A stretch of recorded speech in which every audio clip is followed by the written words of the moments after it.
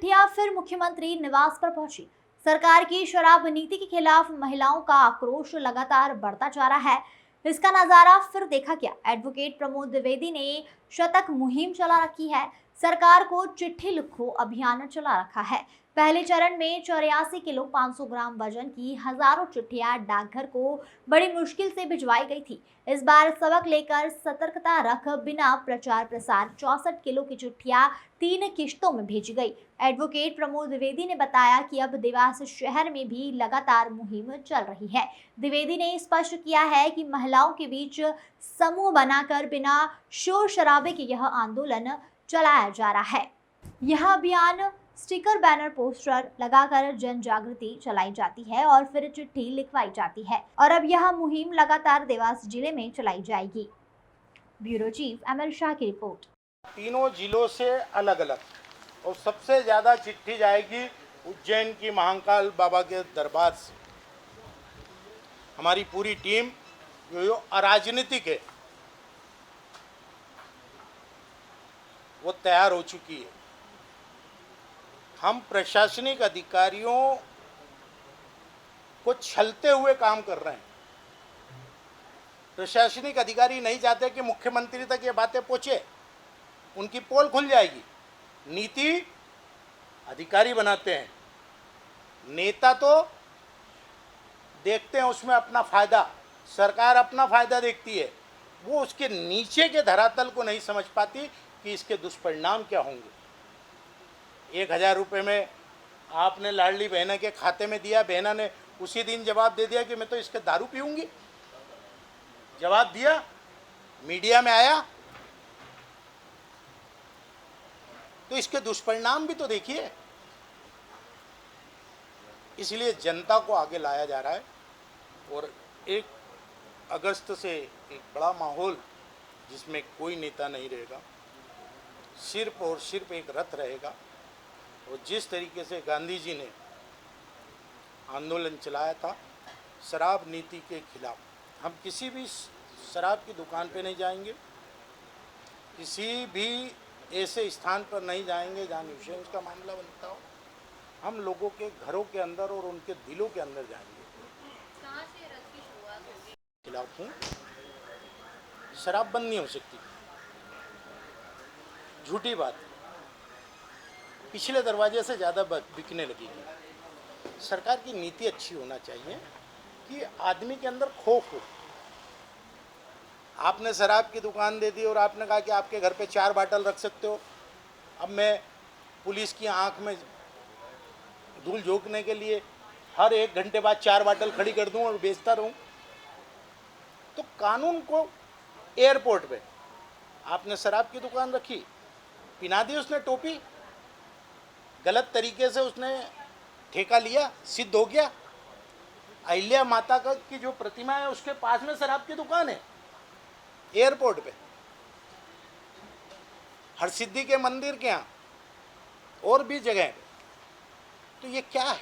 आपकी नीति ऐसी होना चाहिए कि स्कूल और धार्मिक स्थल। क्या आपको लगता है हाथी चालू होना चाहिए या बंद रहना चाहिए? मैं इस पर कोई भी टिप्पणी करने के लिए, कांग्रेस की सरकार आकर आती है मैं कांग्रेस के मंच से बात ही नहीं कर रहा हूँ। उन्हें कांग्रेस ये आंदोलन, उस समय अगर ये कांग्रेस आंदोलन चला ही नहीं रही है, उस समय विरोध करेंगे क्या आप? मैं कांग्रेस के समय कर दिया था मैंने तो विरोध।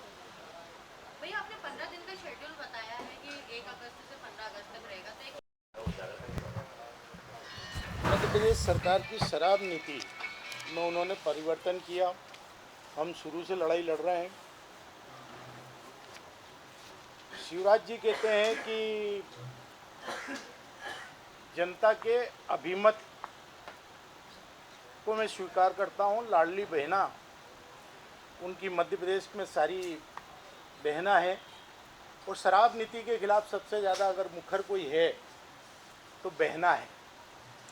पहले हमने 84 किलो 500 ग्राम चिट्ठियाँ भेजी थी, बड़ी मुश्किलों से स्वीकार की थी।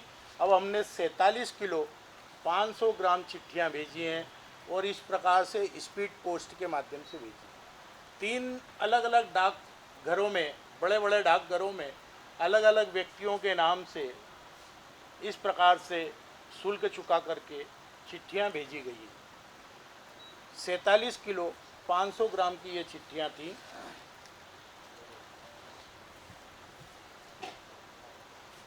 उज्जैन धार्मिक नगरी है, महाकाल लोक है।